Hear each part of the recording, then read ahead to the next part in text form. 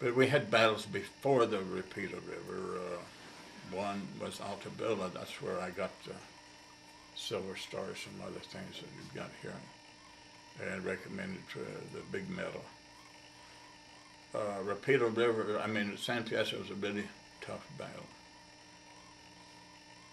The 142nd, that was a regiment of my division.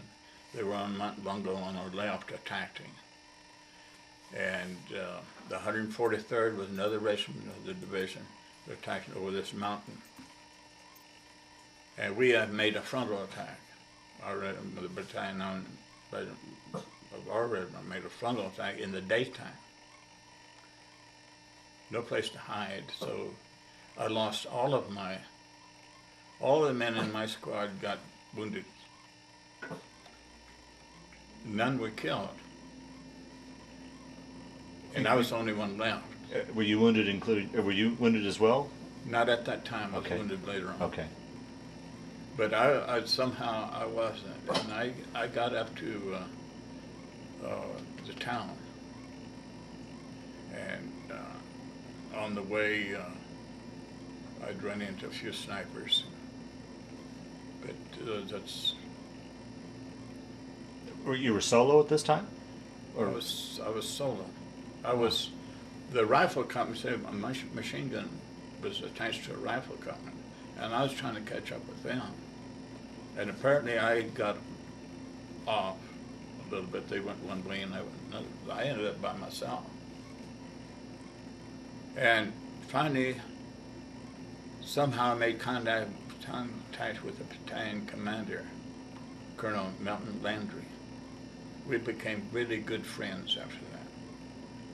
I mean, it was an officer enlistment. It was buddy-buddy. In fact, he visited us here at this house several times. Is that right? He died. He spent a lot of time with us, and we with him. But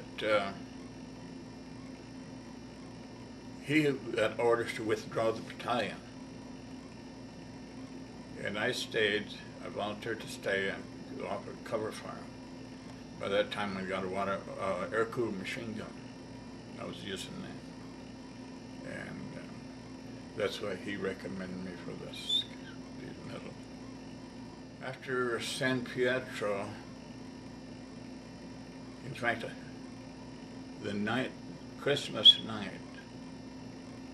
Eve, I went to the hospital. I needed an operation.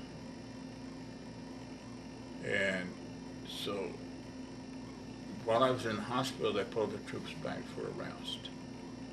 And then they pulled up to the Repeater River and attacked across the Repeater River and got slaughtered. That's when my brother was wounded and captured.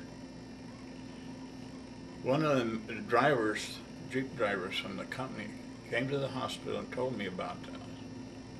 So I told him, well, you drive up to the tent flap, the front of the tent. We was all in a tent hospital.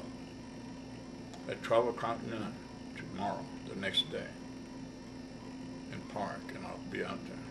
So at 12, about 15 minutes at 12, I started putting on my uniform. And all the patients were looking at me, you know, they knew I wasn't supposed to be leaving, I was still bandaged up.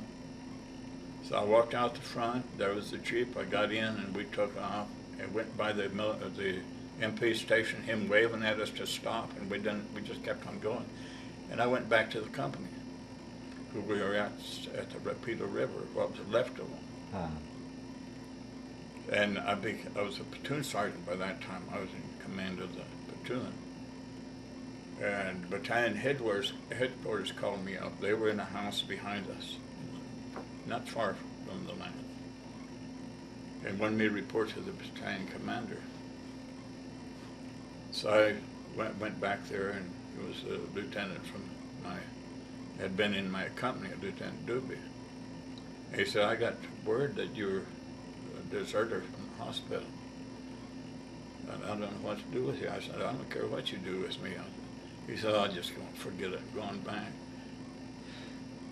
One of the company commanders of E Company.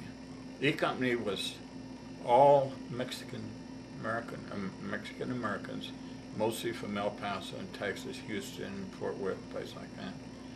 And they kept it that way. Very proud organization. They were good. They had they had one officer that was Mexican American that had been promoted from sergeant to lieutenant. The rest were all what we call white. And Captain Chapin was their commander.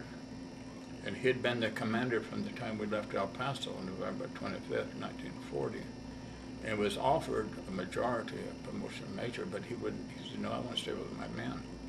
And he got killed at the Repeater River, got shot right between the eyes, being with his people. So they just loved him. And that's the kind of outfit we had, the kind of organization we had. Very loyal to each other. Private to private, so all that way. We had, it was a great outfit. That's why. I think you'd mentioned you were up for the Medal of Honor, if I heard you correctly. Can you talk a little bit about that and explain the story behind that? I found that out at one of our reunions of the 36th Division in Texas. This battalion commander,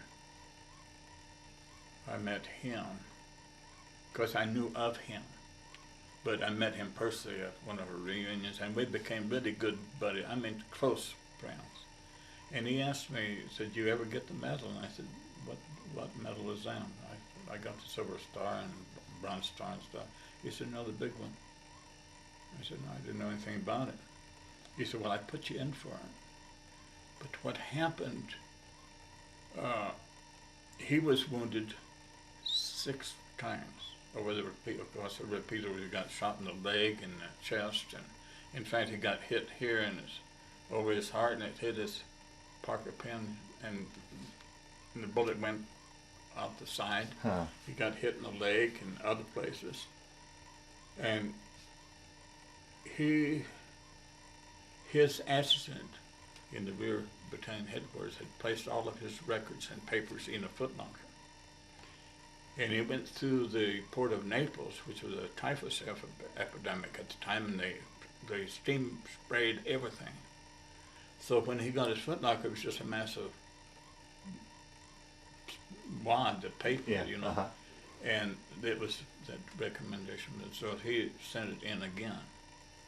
And it went through, I think the paper's right here, went through the senator in Texas and some of the other people, and went to someplace in Virginia to do that kind of stuff. And they said, I think, I'd already received the Silver Star for the same thing. So it was pending for a long time, so I think it's just a lost cause. What, can you tell the story about what he recommended you for, or what happened? Well, I was doing I can't tell you all of it. Yeah. Paperwork's right there, that's why I got it out. Just, you can take that with you. But he was during the Battle of San Pietro, some of the snipers they got, and some of the other things that I did to